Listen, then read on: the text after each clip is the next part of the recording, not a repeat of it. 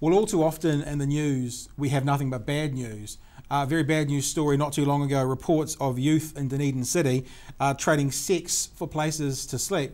Horrific story, but we have to say the Dunedin Methodist Mission have come out in the last day or so with a fantastic follow-up to that, where they want to provide a solution, or at least in part a solution to this issue, by trying to house some of these young people in a transitional facility to move them into independent living, rather than these young people feeling that they have to give away sex for a living on the bed. streets, yeah. So horrible idea. Methodist Mission, apart from anything else, we want to hold them up and say good on them, but also great to see organisations doing good work in Dunedin. I think it's marvellous, and yay the Methodist Mission. The project will cost $500,000, if not more. They're only asking the government for about $160,000. I think that's probably all they think they can ask for. But right. We have to realise that in the future, as people in Auckland enjoy the equity that comes from their houses going up by $3,000 in value a week, then sadly providers like the Methodist Mission will be looked to more and more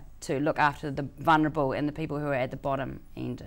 And I heard an interview the other day, someone talking about how the government provides for people. The young people can get provided for quite well. As you kind of get to a student and get older, you can get provided for quite well, but there's a bit of a gap in that kind of youth market. Yeah. And I'm putting the figures out, you know, kind of 15 to 18 sort of market. That's not the number that's come in the story. And this seems to be a solution, or at least a step towards the solution in Dunedin. The residents of this facility, which they're calling the foyer, are going to have approved training within the facility, education or employment while living at the facility, but also around the clock support.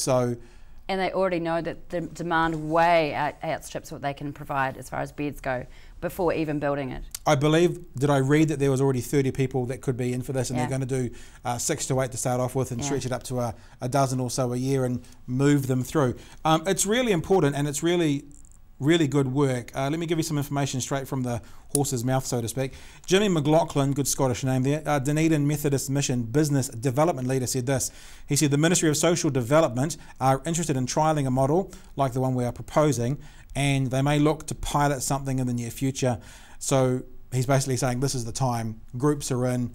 We want to get involved. The government wants to get involved. We want to try and help these young people. And when it comes down to it, who doesn't? Who wants to go, oh, we want to let those young people giving away sex for a bed? We all want to help them. These group are the guys who are putting their money and some of our money where their mouths are to hopefully look for a solution for them. But they've got a plan, and thank goodness they care. So yay.